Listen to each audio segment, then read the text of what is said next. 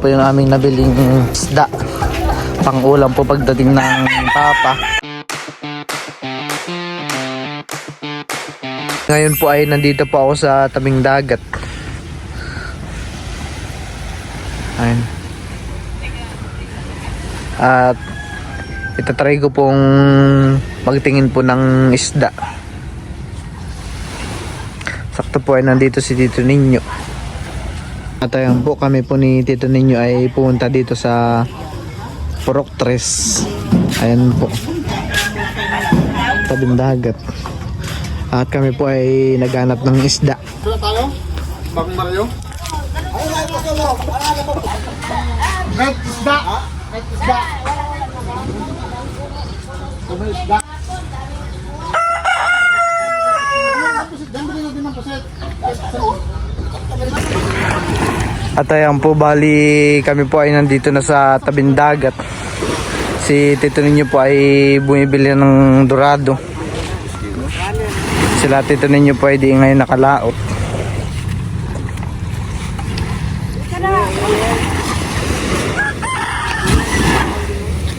Ano man daw to? Doon na! Sabi kayo mo ka na! Saan bunito ako mo?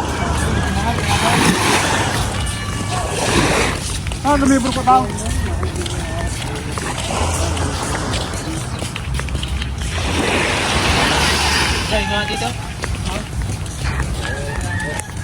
Kami po ay nandito na sa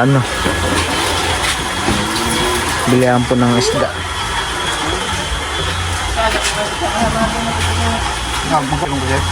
Sige, magkano isang kilo to? Ha? Saan dagdagan saan?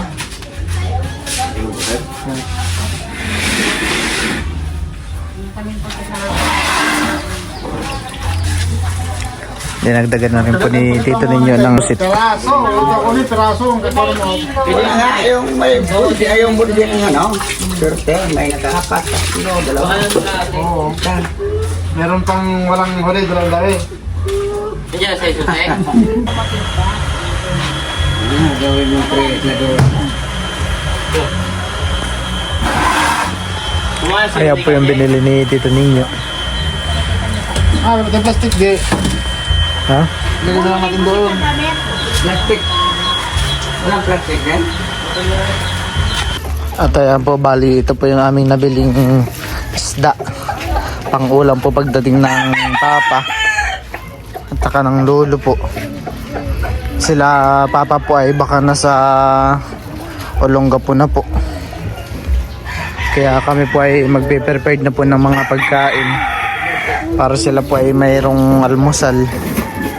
At sinamahan na din po ako ni Tito Ninyo bumili ng isda. Sila Tito Ninyo po ay di po nakalaot at mahangin.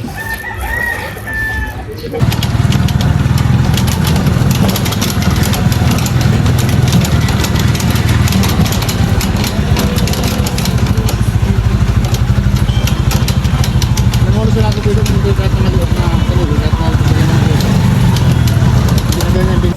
At ayan po, bali ito po yung isda na nabili po namin. Dalawang gabi po wala sila yan to sa laot. malaking bangka yun.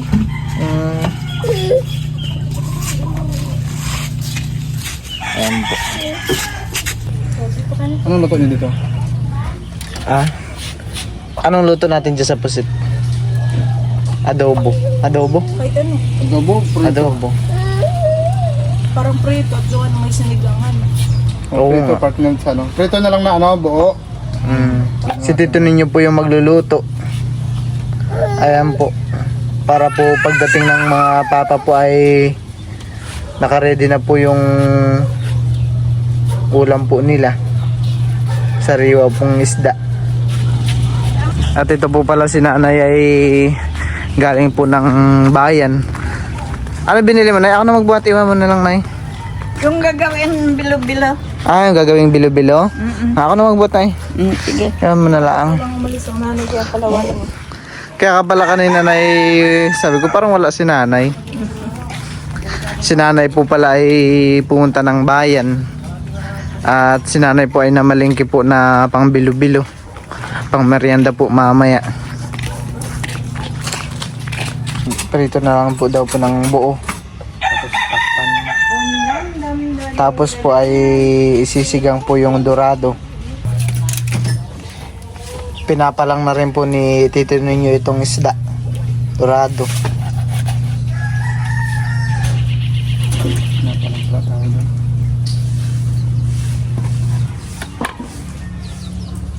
Ano yung mga bibilin to na pangregado?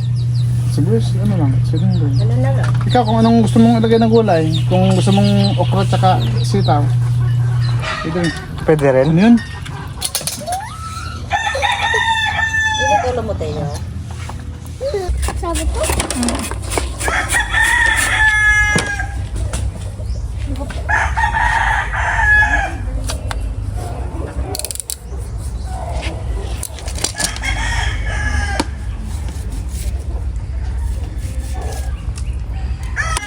Hindi.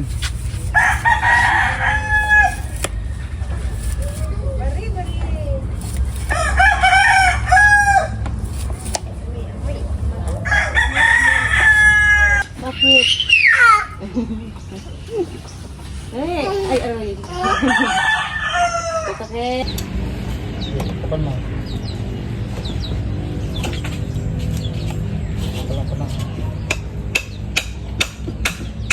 Tayo po bali nalinisan na po ni Tito ninyo lahat ng isda. Nahugasan niya na rin po.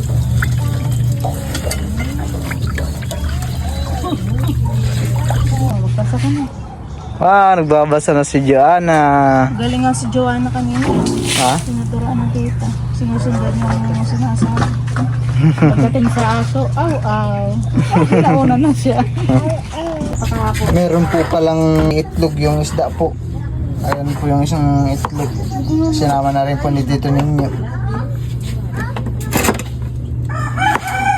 Dito naman na po sa kabila ay naghihiwa na po ng kamatis si Tito ninyo.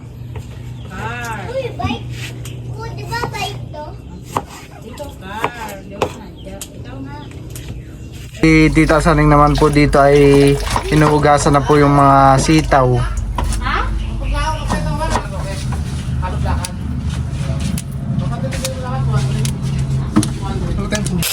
At ayan po, bali naisalang na po ni Tito ninyo itong pritong pusit. Tinakpan po dahil matalasik po yung mantika kapag pusit po. Mamaya po ay ito na po yan. Dito po magsisigang si Tito ninyo. Pagka po muna pa lang magsisigang, hindi. Inuuna ko lang yung kamatis tsaka sibuyas. Pagka magsisigang po. At saka, hindi po pala ako naglalagay ng ano, Luya. luya, sibuyas lang. Kanya-kanyang ano lang din yan. Kasi yung iba, sibuyas. Si Tito ninyo daw po ay pag nagsisigang ay di po naglalagay ng luya.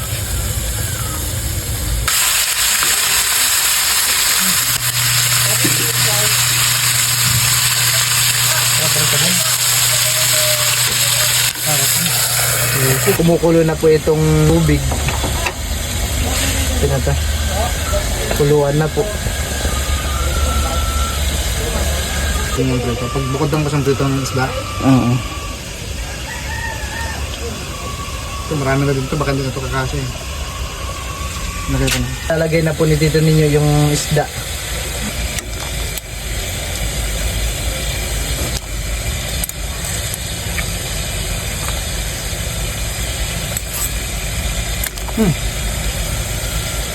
Kumakatak dia. Hindi na kakasya.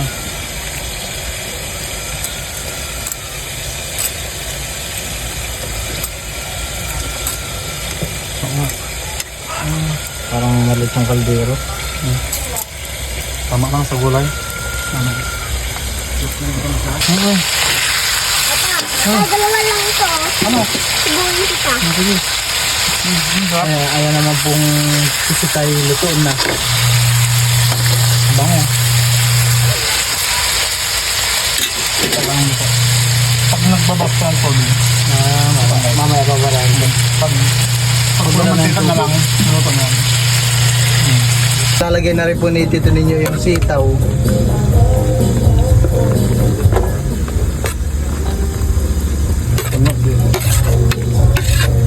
Puno.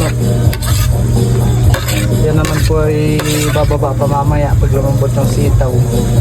Bababa talaga.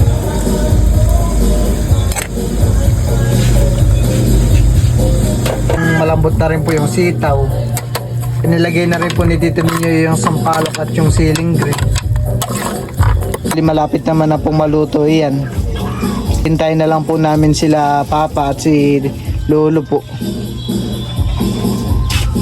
Para po pamaya pagdating nila ay pwede na rin po agad kumain.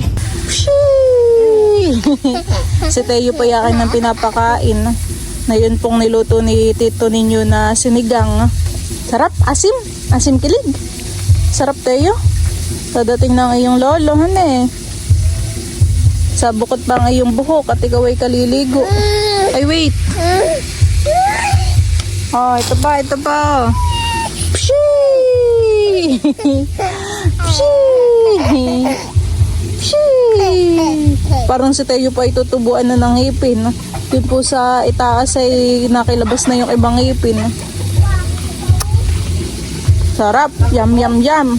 Binibilang mo at babalik ka na naman sa tindahan. Pshii! Eat. Huwag nang hawakan at maglalansa.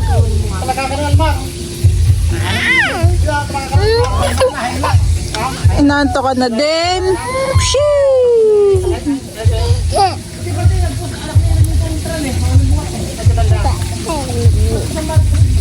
Sog.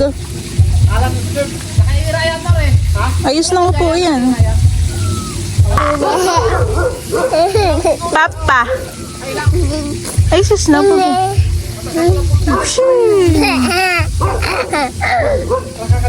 Nantok na ikaw, hindi kaya kipatawa-tawa.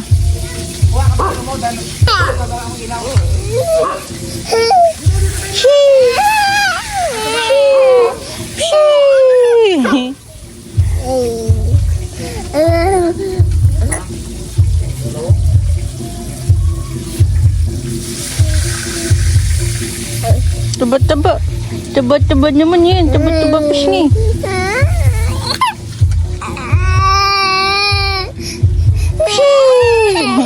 Para ka namang nakikipag...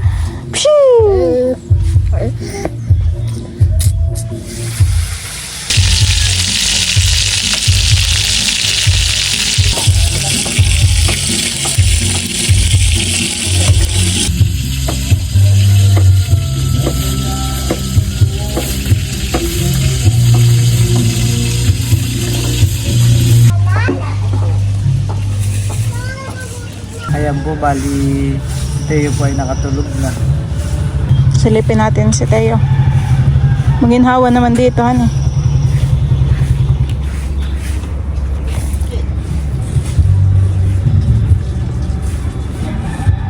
Kaya nangiwit na din kanina eh.